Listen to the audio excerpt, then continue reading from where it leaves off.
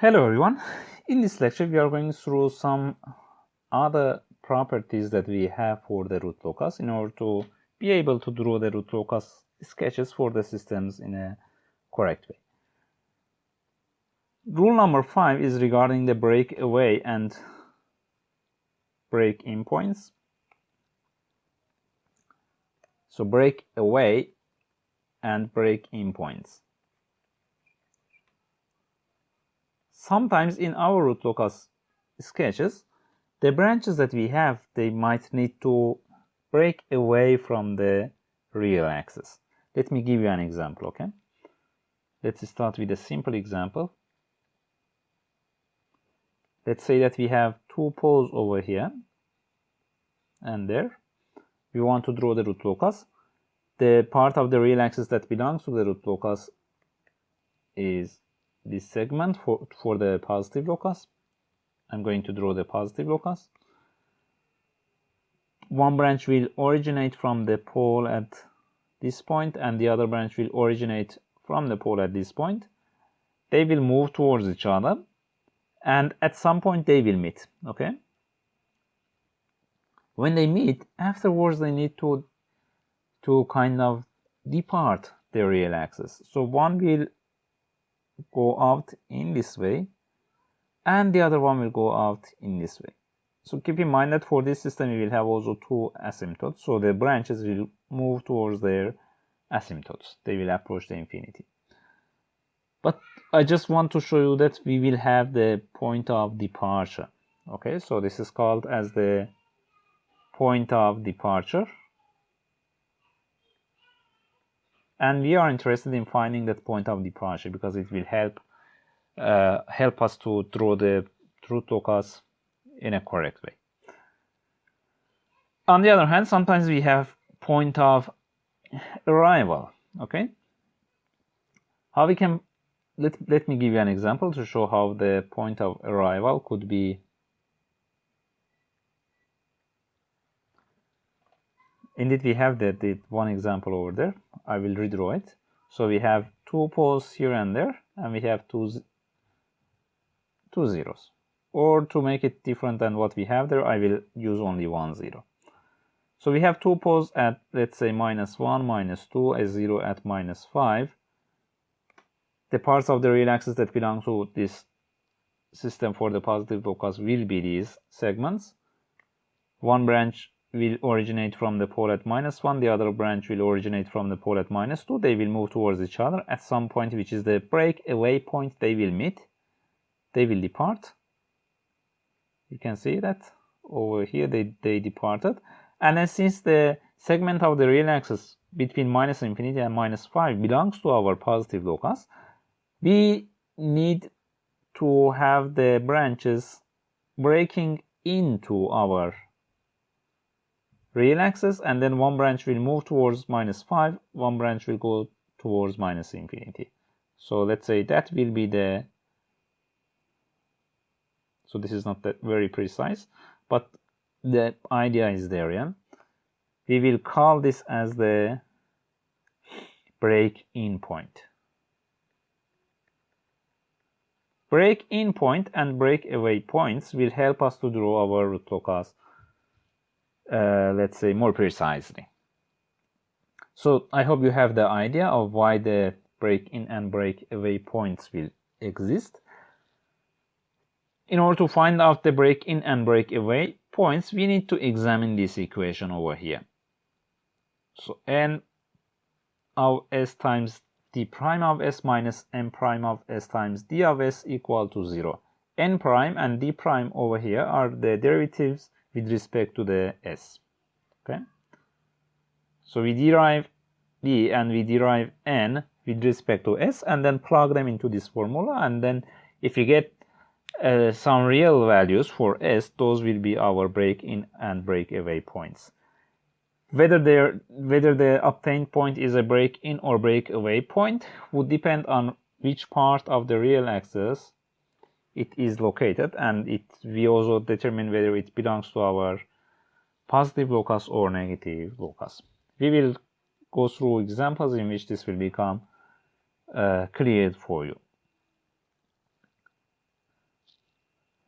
this formula over here is also, it's also possible to prove it.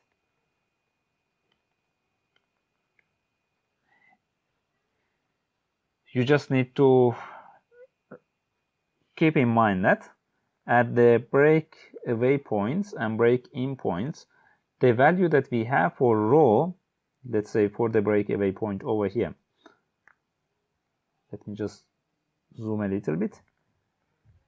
One branch will move in this direction, the other branch will move in this direction, they will meet over here, and then afterwards the value that we have for our branches for S will become complex. Right at that point we have some rho in it, let's say the maximum value for rho, such that the S that we have is still a real value. Okay, so we kind of find out what we have for rho. We have 1 plus rho n over d equal to 0. Rho will be equal to minus d over n, and then if I want to derive rho with respect to S, we will have, if I just, and then we will set it to 0, yeah? So we will have d prime n minus m prime d over n squared, equating it to 0, we will get d prime n minus m prime d equal to 0, and that's indeed the equations that we had over there at the top of the page. So that way we'll obtain the break-in and breakaway points. The next rule is regarding the angles of departure. Let me give you an example. We have one over there, but I can draw another example over here. Let's say that we have two complex poles and a 0. For positive locus, the part of the real axis that belongs to the root locus is this part. We know that the branches will originate from the poles. One of them will end up at the 0 and the other one will go towards minus infinity. So this will be part of our root locus.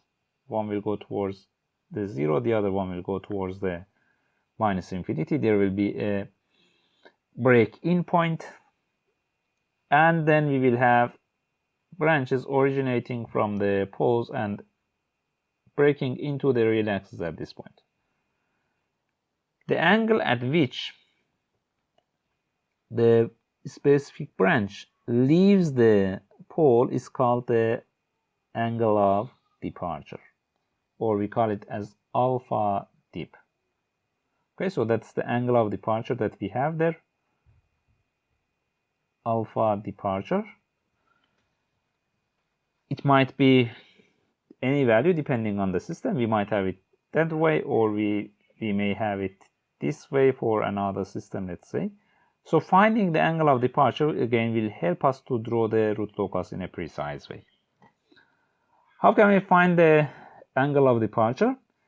First of all, we assume that we have a multiplicity of q in terms of the number of the poles that we have at some point. So for the example that I showed you, q was equal to 1 because we had only one pole over here, but in general we can have more than one pole at a point. The angle of departure, alpha departure, of a branch of the root locus from a pole of multiplicity q could be calculated in this way. So q times alpha departure will be equal to, for the positive locus, sum of phi i's minus sum of theta i's plus 2 times k plus 1 times pi. And for negative locus, it will be equal to sum of phi i's minus sum of theta i's plus 2k times pi. Phi i's, the angles phi I indeed are the angles, the angle contribution coming from the zeros, and theta I are the angle contribution coming from the zeros. And then when we do this for the poles especially, we just consider all the poles which are not located at the point for which we are calculating the angle of departure. So we don't consider all the poles that are located at over here. Yeah, for example, for the example that we just considered. Oops, I think I need to use undo. Okay. So for the point for which we want to calculate the angle of departure, we consider only the angle contributions coming from the other poles and zeros. So for example, this angle, which is equal to 90 degrees, and this angle, alpha. So alpha 1 and theta 1 would be what we have for this example. And this rule is obtained by just checking the phase condition in the vicinity of the pole for which we want to find out the angle of departure. You can see the example over here. Yeah.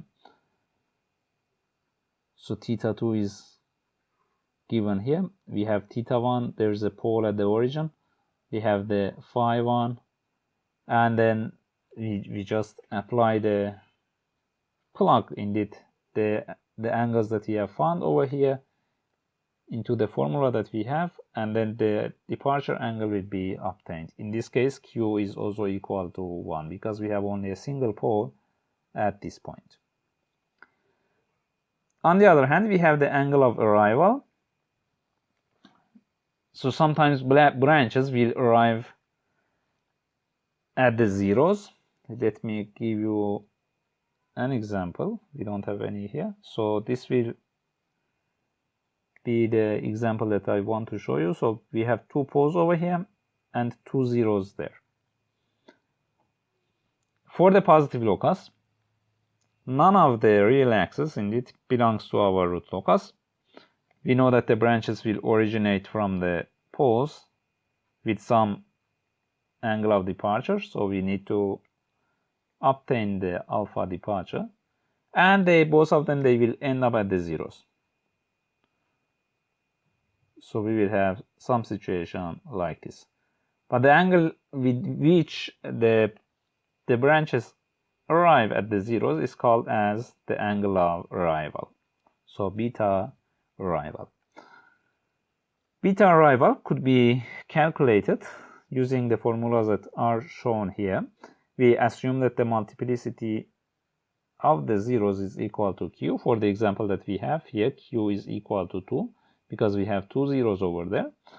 To obtain the angle of arrival, we just calculate sum of phi i's with a negative sign plus sum of theta i's plus 2k plus 1 times pi, and then divide everything by Q.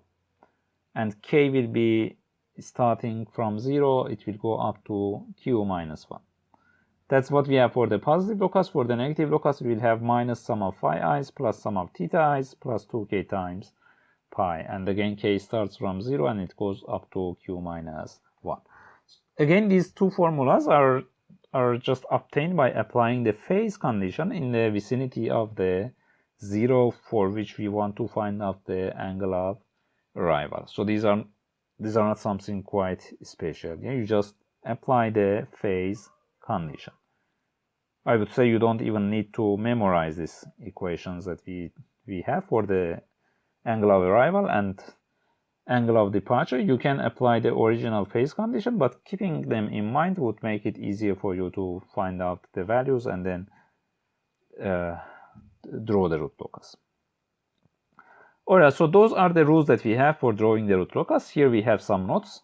We'll go through them and then we will be ready to go through some examples.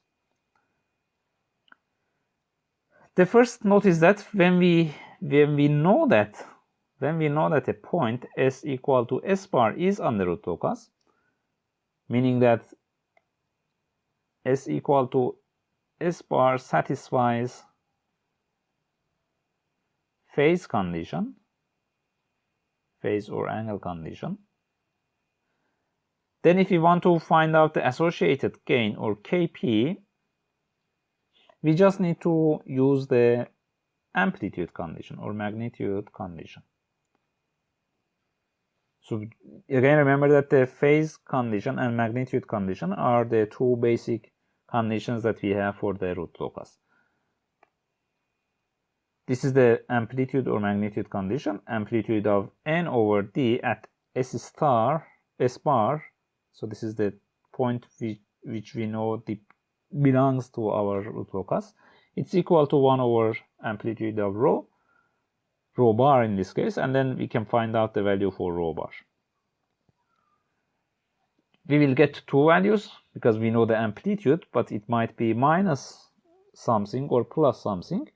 Then which one is the case would depend on whether that point is on our positive locus or on our negative locus. So the sign could be obtained easily. And once we have the value for rho bar, we know that rho bar is equal to Kp times K prime, and therefore Kp, the gain for the controller, for the proportional controller, could be obtained easily. Sometimes we are also asked to find the range of values of rho or Kp for which the closed loop system is bistable. Okay, so sometimes this is a point of a problem. Yeah.